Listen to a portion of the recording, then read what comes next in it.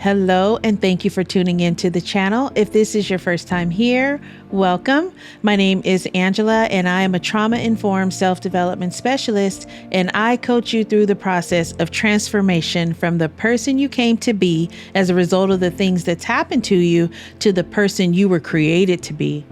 I teach you how to apply biblical and personal development principles to help you achieve inside-out success in life, ministry, and business. You're listening to the 1 Year Through the Bible series.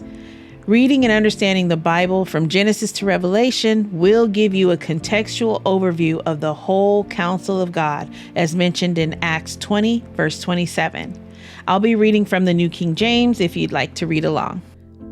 Today's Old Testament reading begins in Hosea chapter 5, verse 1 through chapter 6, verse 11.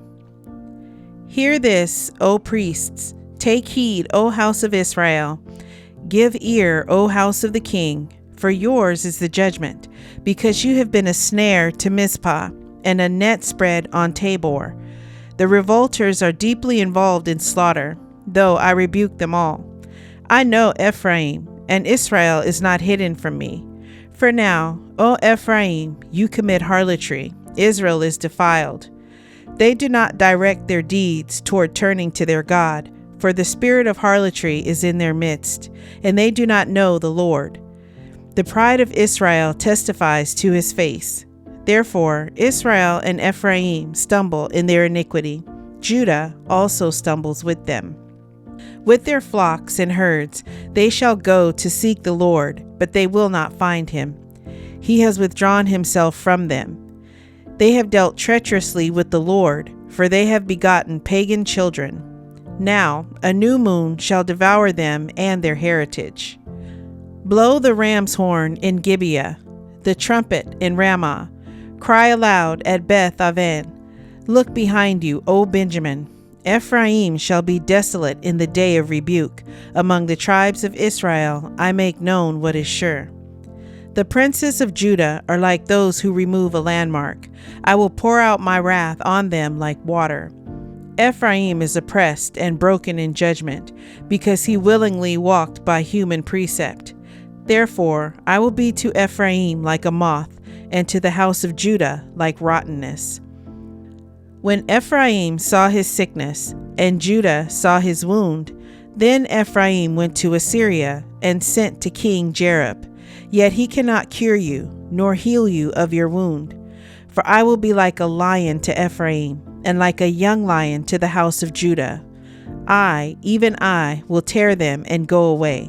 I will take them away, and no one shall rescue. I will return again to my place, till they acknowledge their offense. Then they will seek my face. In their affliction they will earnestly seek me. Come, and let us return to the Lord, for he has torn, but he will heal us. He has stricken, but he will bind us up.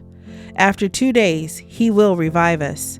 On the third day he will raise us up, that we may live in his sight. Let us know. Let us pursue the knowledge of the Lord. His going forth is established as the morning. He will come to us like the rain, like the latter and former rain to the earth. O Ephraim, what shall I do to you? O Judah, what shall I do to you? For your faithfulness is like a morning cloud, and like the early dew it goes away. Therefore I have hewn them by the prophets. I have slain them by the words of my mouth, and your judgments are like light that goes forth.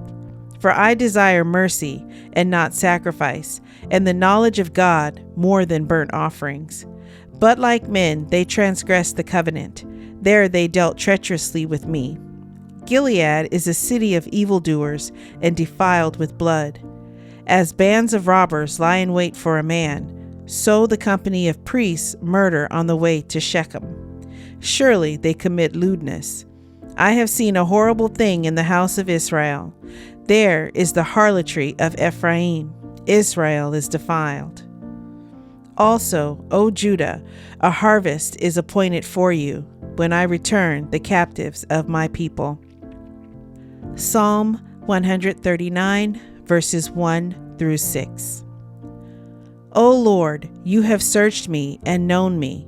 You know my sitting down and my rising up. You understand my thought afar off.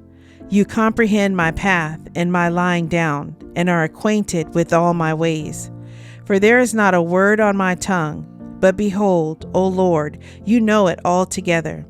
You have hedged me behind and before, and laid your hand upon me. Such knowledge is too wonderful for me. It is high, I cannot attain it. Proverbs chapter 29, verse 19.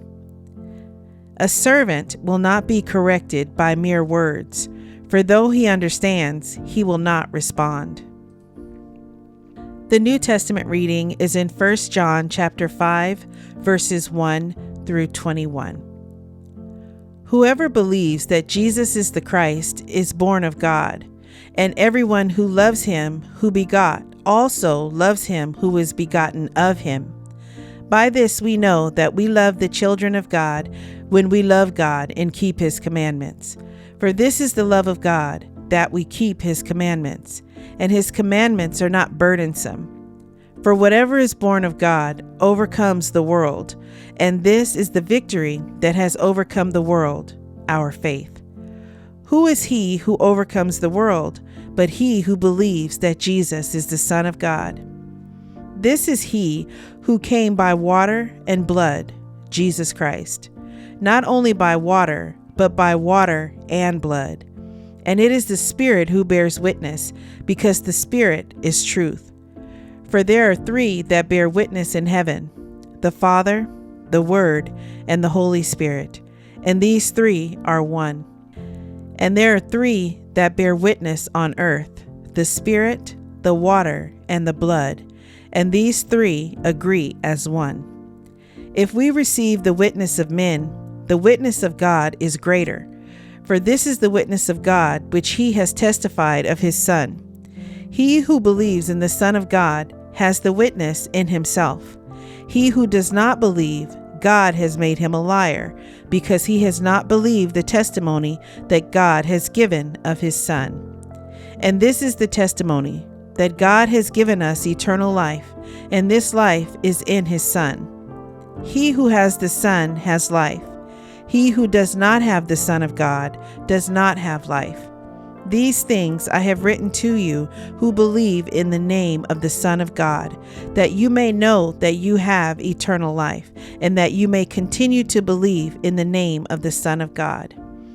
Now this is the confidence that we have in him, that if we ask anything according to his will, he hears us. And if we know that he hears us, whatever we ask, we know that we have the petitions that we have asked of him. If anyone sees his brother sinning a sin which does not lead to death, he will ask, and he will give him life for those who commit sin not leading to death. There is sin leading to death. I do not say that he should pray about that. All unrighteousness is sin, and there is sin not leading to death. We know that whoever is born of God does not sin, but he who has been born of God keeps himself, and the wicked one does not touch him. We know that we are of God, and the whole world lies under the sway of the wicked one.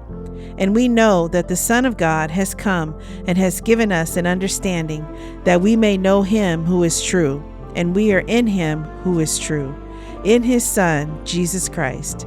This is the true God and eternal life. Little children, keep yourselves from idols. Amen. I hope you're enjoying your daily walk through the Word. Please leave a comment and let me know what stood out to you in today's reading. Subscribe to the channel and hit the notification bell.